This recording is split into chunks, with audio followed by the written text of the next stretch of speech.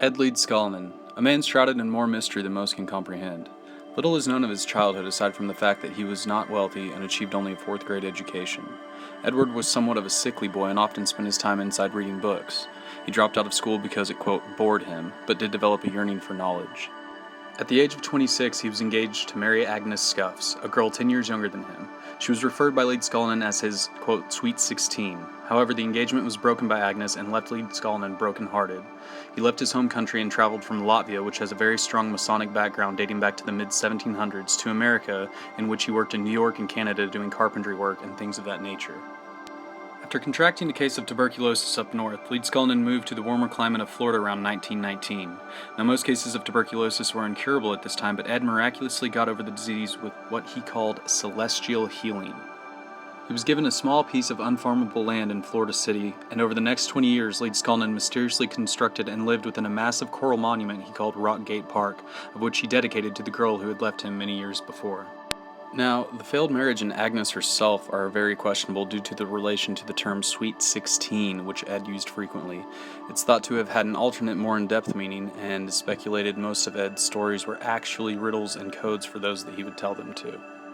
For example, in a book he wrote and published called A Book in Every Home, he speaks of a Sweet 16 saying, "Now I'm going to tell you what I mean when I say, in quotations, Ed Sweet 16. He goes on to state, "I don't mean a 16-year-old girl, I mean a brand new one. If I had meant a 16-year-old girl, it would have meant at the same time that I made money for the Sweet 16 while she was making love with a fresh boy."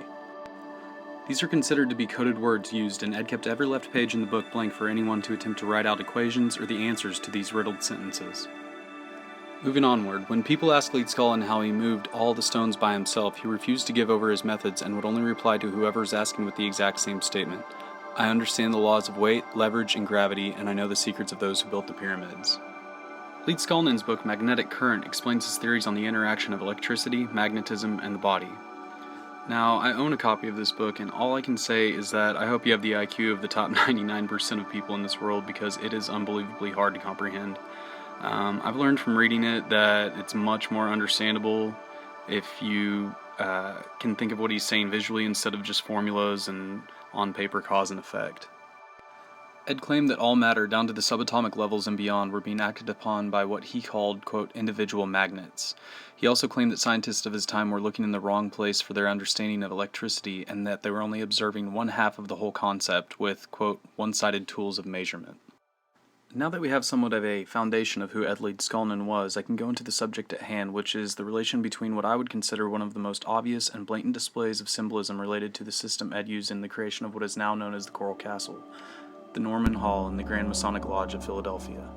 Now, I'm not exactly sure where to start here. There's quite a bit to show, so I guess I'll just show some of the obvious. And I would also like to thank a channel on YouTube called Illuminati the Movie, who goes into great mathematical detail and did an amazing job on symbology research. And I believe the video series is Ancient Knowledge, and episodes 4 and 6 touch on the subject greatly. The first thing I would like to point out is the ever-present six-sided star that Ed has left carvings of all over Coral Castle. The limestone that was used for Coral Castle and the pyramids of Egypt are made of crystal forms of calcium carbonate, which have hexagon-shaped cells. When certain somatic frequencies are applied towards these units, they change shapes or properties altogether. Now, the Lodge is no stranger to this six-sided star either. As a matter of fact, the entire structure and design of the Grand Hall revolves completely around this design. Now, if you'll notice in the picture, around the star there are 24 dotted lines and 24 solid lines equaling a total of 48 lines. These lines represent alternating positive and negative polarities in magnetism. Now take a look at Ed's dynamo flywheel. 24 points, right? Actually, it's made up of 48 points with both north and south ends of horseshoe-shaped magnets touching at each point.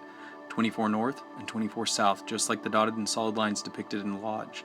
Also, take a look in the middle by the handle sticking up. Notice anything? There's 6 individual holes placed evenly on the spindle. That is what some theorize is the six-sided star in the center represented in the painting. The hexagon or six-sided star also represents Saturn, and as you can see, Ed had focused on this in some of his sculptures.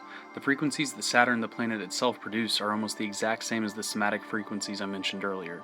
This frequency even leaves the shape of a hexagon at the poles of the planet. Remember how I said certain frequencies can change the shape and properties of things?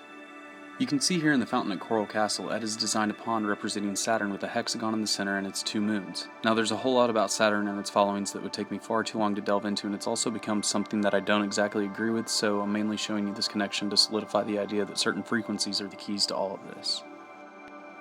And this is what the bell in the center of the magnetic patterns painted at the Masonic Lodge represent, this tone or frequency. Now, there's endless other enigmas about Coral Castle out there, and I highly suggest looking into them all. I just don't have enough time to cover everything. I wanted to show these connections to raise the thought of how one young man raised poor and uneducated could come up with the formula to potentially manipulate stones by lifting and shaping them in any way imaginable via frequencies. Did he truly know how to harness secret powers of the universe, or was it all pulleys, bolts, and chisels that did the work? Did he study ancient texts from the Masons when he was younger? Was he even from Latvia, or from this world for that matter? Either way, the connections are there, and so is the proof that one man can create his own castle with basic tools and the right knowledge. I've studied the subject of Ed, his castle, and everything in between for a couple of years now, and still have no definite conclusions on any of it.